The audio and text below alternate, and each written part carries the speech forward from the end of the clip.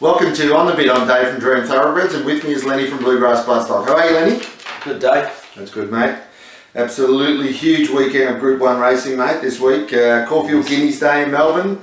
Some cracking fields and probably one of the best days of racing in the year, especially in Melbourne. Oh, 4 Group 1s. Yeah, no, it's a ripping day racing. Huge. So we'll start with the 1,000 guineas, mate. The $500,000 Group 1,000 guineas for 3-year-old fillies that set weights over 1,600 metres, mate. And who do you like in the 1,000 guineas? I thought it was pretty simple. Dave LZ was really impressive in the flight in Sydney. That's over a mile, so it comes down to the mile at Caulfield. Drawn to have a really good run. And she's a pretty smart filly, set weights for mine. She looks a standout without Catchy in that field. So yeah, well, Catchy went to the Caulfield Guineas, so yeah, I thought it was really hard to go past Elise here. I was initially looking for a reason for her to get beat, but looking at her times, styles of win on the replays, she really does pick herself. I really don't think the Melbourne fillies are in the same class as her, so she is a standout. They probably won't run along too quickly in this. It's a small field, but her ability to quicken, I still think she'll have them covered. Shoals, probably the main danger from the Freedmans. Blinkers on. Should race a bit handier than last start, but I just can't see how she'll withstand the finish of Elise. Elise is still $2.20. I thought it was not a bad price for the filly.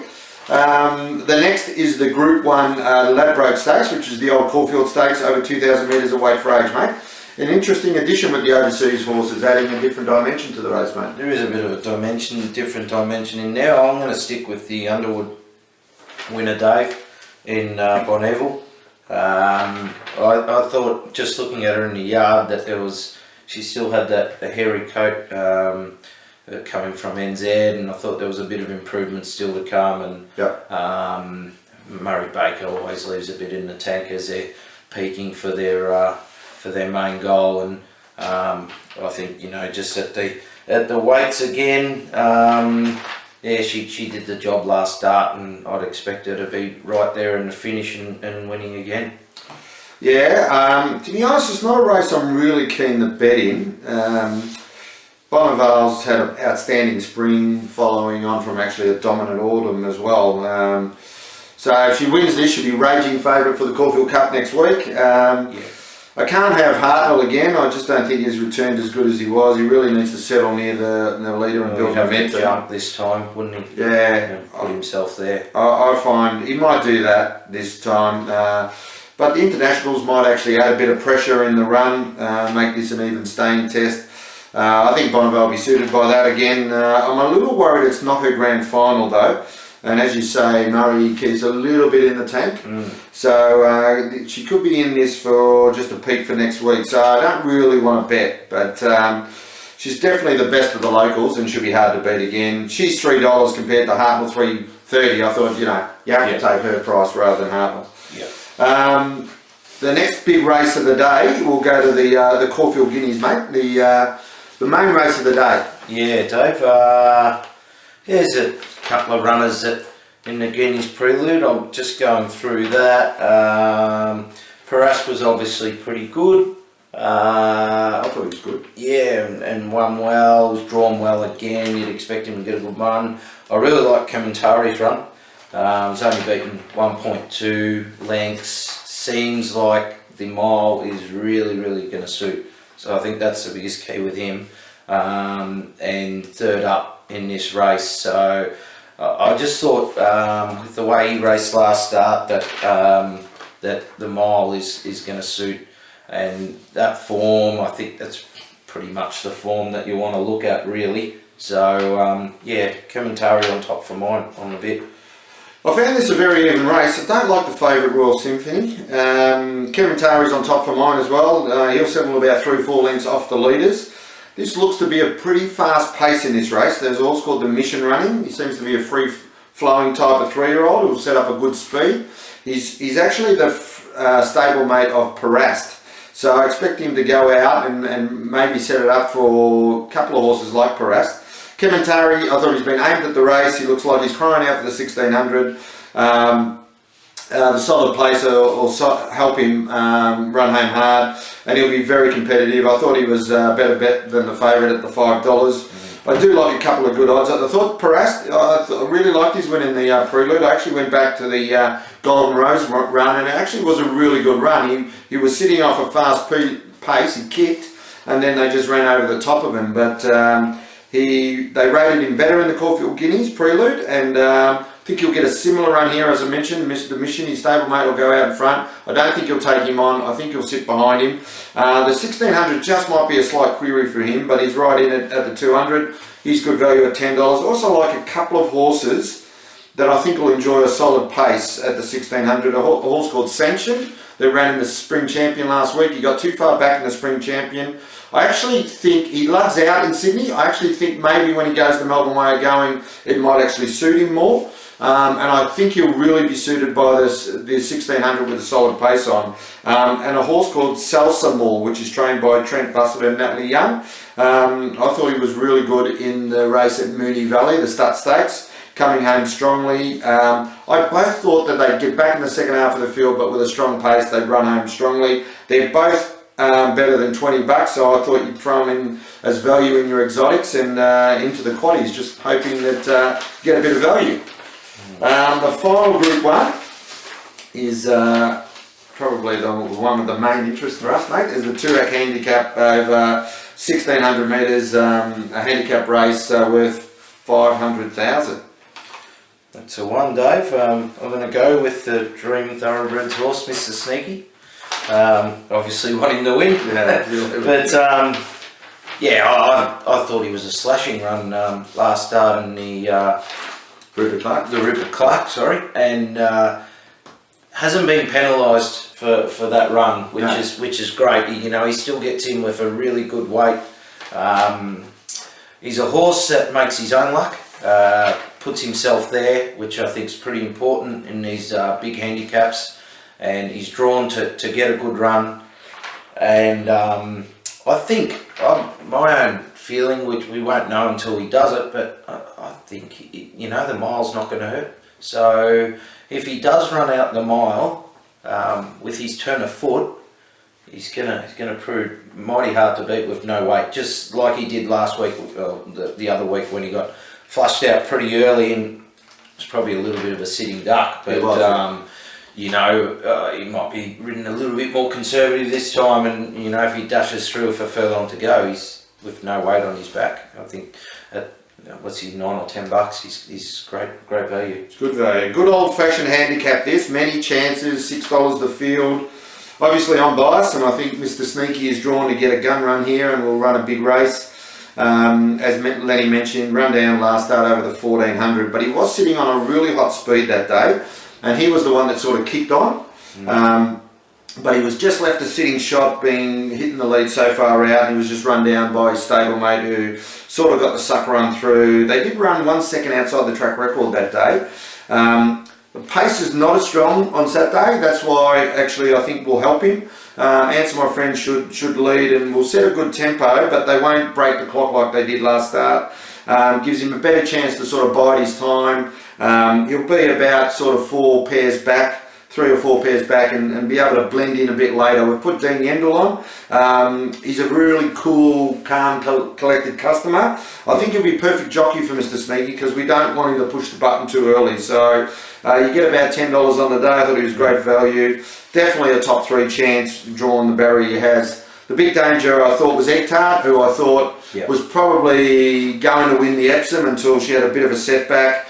Her and Happy Clapper really had that Epsom at their mercy. I doubt it would affect her fitness, an eye injury. They're probably still galloping her. And she still missed the run. Yeah, she did, yeah. So she is a long time between runs. She's 2 for 2 at 1600 though. She's a quality mare. The good thing is she's drawn a nice barrier with Mr. Sneaky. They're pretty much going to be around the same spot in the run. So it really depends on who's got the better turn of foot. Dee Oliver aboard, so she's got, as I said, similar run to Mr. Sneaky. She's the main danger. Some of the main danger is drawn out wide, so they really need luck from the barriers to get across. So yeah, I don't think you want to get too further back than midfield to win that race. So that's a big weekend of Group 1 racing at Caulfield, but we will just go through the Everest, which is run in Sydney. Yep. The Sydney siders are competing with Caulfield Guineas Day and putting on the $10 million sprint race, which is like an invitational race. Not a Group 1, but we'll go through the Everest because it's got a lot of interest from everyone. Who do you like in the Everest, mate? Well, Dave, I haven't had a chance to go through barriers and things in the Everest, but there are two horses that I like. Chautauqua is one. His first up run was as good as he goes first up. Yep. It was a really good run. Second up, he's always a bit plain, and I think they've we were talking before about Murray Baker. Hawkses are very good at getting the horses to peak on the big day, and he'll be ready. He's obviously absolute one of the best we've ever seen at Randwick over the 1200. And I really like the filly as well.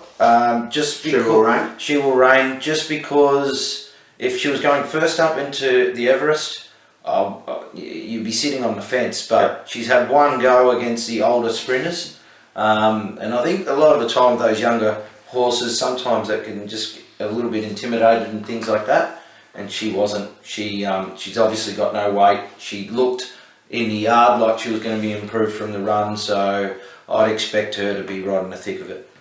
Yeah, really good speed in this race. You've got Hootsun, Redzel, Deploy.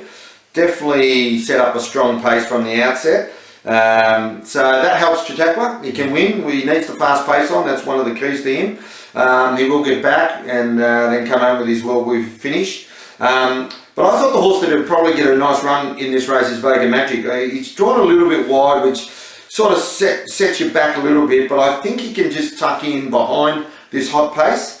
I like the fact that he has had two runs. He went from, I think it was 1200 first up, which he won with a big weight. Then he went to the 1400 and won at weight for age, and I think 1400 is probably a good way to come back to the 1200 at Randwick, because you do need a really strong horse to win the Randwick 1200. It's very testing. Craig Williams takes the ride, and I don't believe Willow goes anywhere unless he thinks he can win. So the fact that he's given up a book on Caulfield Guineas Day, I think he thinks he's in with a real big chance. I thought at $6.50 to win the Everest, he's on the bit for mine, but definitely think Chautauqua was going to be the one storming home, but I just think Vega Magic is going to be in front. And I just want to take the chance with some horses going to be ready to pounce as they come over the rise. Stable news, Lenny. Any stable news this weekend? Count Da Vinci you've got? Yeah, Count Da Vinci, obviously just going on from last weekend. First time that I've had 4 winners. So yeah, he had a big weekend last week. Pasito and Mossendale on the Saturday, and then his full brother Mossenbolt won, and then Columbia won as well. So this weekend is another big weekend with obviously Mr. Sneaky running in the Toorak. Yep. And the Willoughby goes around in Adelaide over the 2600, and he should just be winning. And then Count Da Vinci runs around the Cranbourne Cup on Sunday. Very good. You're in a strong hand this weekend, mate. Columbia won on Sunday. He went to Seymour, changed his racing pattern just a little bit. We brought him back to 1300, let the pace and sit off the pace and then run home. He was favoured by the buyers down the outside, which we knew was going to be there, and young T.O. Nugent, who's Kieran Mars or Aaron Purcell's apprentice now. It was his 4th race ride and a 4 kilo claiming apprentice, and he won his first ever race. And T.O. does a great job around the stables there at Caulfield, so we're really rapt to have him on and to get his first winner. So it was a big thrill for him, and I know his parents were there on the day. So well done T.O. and well done Columbia. That's the second win from 8 starts, and he's placed twice as well. So he's starting to build a fairly handy record. Mr. Sneaky, we've spoken about him. We had Russian Romeo trial at Cranbourne on Monday, mate. Yep. He's a horse by our son of Smart Missile out of a mare that was a 3-time winner as a 2-year-old. She ran in 2 Blue Diamond Preludes, so he certainly has a 2-year-old pedigree. He settled about 5 lengths off the leader in this trial, continued to make ground in the straight, and really finished hard in the last 50 metres. That was over 800. So we've decided to try and have a crack at the Magic Millions in January with this horse. So we've just given him a 3 or 4 week break now, and we're going to bring him back for a race in December. There's a couple of options for us, one at Bendigo, one at Caulfield, and if he was to win that, then we'll be booking our flights up to the Gold Coast in January, mate, because we'll be sending him up there for the race. So pretty exciting. We haven't had a runner at that Magic Millions race yet, and that's why we buy him at that sale for, and he's a real strong type. So we're expecting, we're expecting him to be up there when the autumn 2-year-old races, or after Christmas, any other 2-year-old races after Christmas. He's done really well, this horse, and coped with everything we threw at him. Best on breeding, Lenny. Who's your best on breeding for the weekend? Just a Kiwi bred, the Willoughby. He's a son of... Where's he racing, mate? Because one of the followers say you don't mention where you're best on breeding. Oh, sorry. Yeah. Morfordville? Morfordville, race 1. Yeah. Just 2,600 metre race. He's by a son of Alamosa. So son of Alamosa won today, called Tiger Tim. This is by the same stallion. He's the son of O'Reilly, out of a Diamond Express mare called Miss Daphne, who is by one of my favourite stands in Success Express, who they're mighty tough and sprint and stay and handle wet or dry. So the Willoughby. I haven't got a particular value bet this weekend, but there's obviously a lot of value over the weekend, especially at Caulfield. I think the 2-rack handicap and obviously the Caulfield Guineas I think throws a lot of value. So with those tips that I mentioned to you, throw them in some exotics and you might get a big result in the first 4 and Quinellas and things like that. So you're on the bid special for the weekend. We were 1 for 1. We won all last weekend. My one got beat. And I got yours beat. So what are we on this week, mate? It's on the bid special. Legless Verve, Dave. Loved her return in the Group 3 How Now, when she was beaten 1.2 lengths. Obviously not her go, missing the kick. She's a horse that goes forward. Have you laid it, have you, Dave? Her second up form is really good. She won the Group 2 Tranquil Stakes, and last prep at Caulfield she beat Haydock over the 1200. So she's one for Caulfield, and she's $3.40, and apparently going very well in the stable. I'm on the bit with race 3, number 1, Legless Verve as well, mate. I just think the trick to this mare, she's obviously good quality. The trick to this mare is she just seems to race so well at Caulfield. She just seems to grow another leg. Her form around Caulfield is superb. She looked very unlucky at double figure odds first up. As you said, she sort of slipped at the start, got out of the ground, came home strongly. I just think from barrier 5 she'll get a nice run. She'll probably be behind the speed. There's a lot of pace in this race with that Desert Lashes and Run Gypsy Run and a few others that might kick up. So they probably will take a sit with Zara on. He's a good jockey to rate horses. She's got to give him more weight, but I just thought she was the best horse in the race at her favourite track, so I thought she got the chocolates. Off a bit this week with Lenny. Royal Symphony, Dave, in the Caulfield Guineas.